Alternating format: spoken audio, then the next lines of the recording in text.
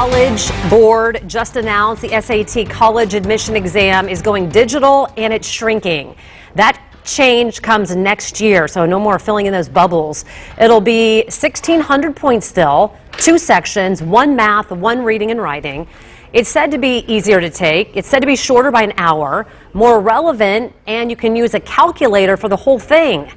Here in Indiana, high school juniors are getting ready for a major switch too. After years of using ISTEP to measure academic performance, the state is adopting the SAT.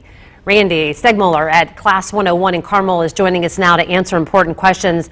I have 2 kids that are right in the middle of this and about 1 million others that are likely going to see this or watch that have questions. My first question is, with little information really shared about this new initiative, so is this test going to be paper then or digital for our kids? So starting in 2024, 100% of the tests will be digital, but this March, the first week of March, it's going to be digital for our Indiana mandated test, yes. Okay, so what do you think that students need to know? What do you think is the most important thing for them to know? Probably having practice with the computer itself. Our kids are amazing with technology, but it's traditionally on their phones that they're amazing with it. Yeah. Using a computer, a laptop, things like that, it can be a little wonky when you're working in the reading section. So that practice will be important for them to have prior to getting there that day to take the test. Yeah, I was talking to Brock, my son. He's a freshman, so he'll be doing this soon. And he said, wow, Mom, I would prefer the paper. I really like being able to visualize that and see it. There are people that can get exemptions. I'm guessing it's few. How do you get that? That's really reserved for folks that have accommodations. And those individuals already know that they have those accommodations, so they can get that, although I have heard that the deadline for that has already passed, unfortunately. Yeah, so let's talk about how should students really prepare for this test, because I know it's really a good opportunity for them. Right. If they get into a good class, get into some kind of a thing, so they're training themselves on the SAT. It's very unique. It's not like questions and tests at school.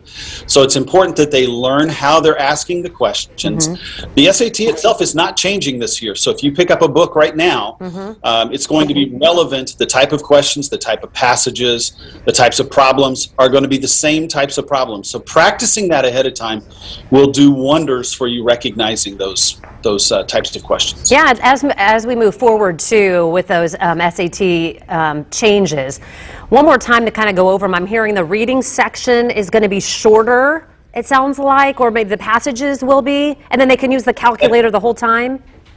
Yeah, so we used to have 2 math sections. One was a no calculator, one was a calculator.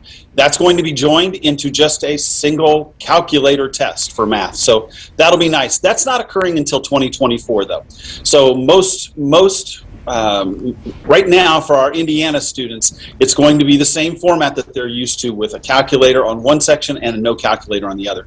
The reading passages in 2024 are going to be shorter. They're going to be more pertinent to more relevant type to today's issues. And so they're going to be a little easier to do.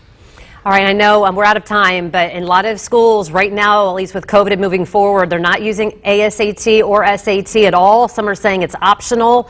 Some are still requiring it. So it's going to be really interesting to kind of see how this changes in the future.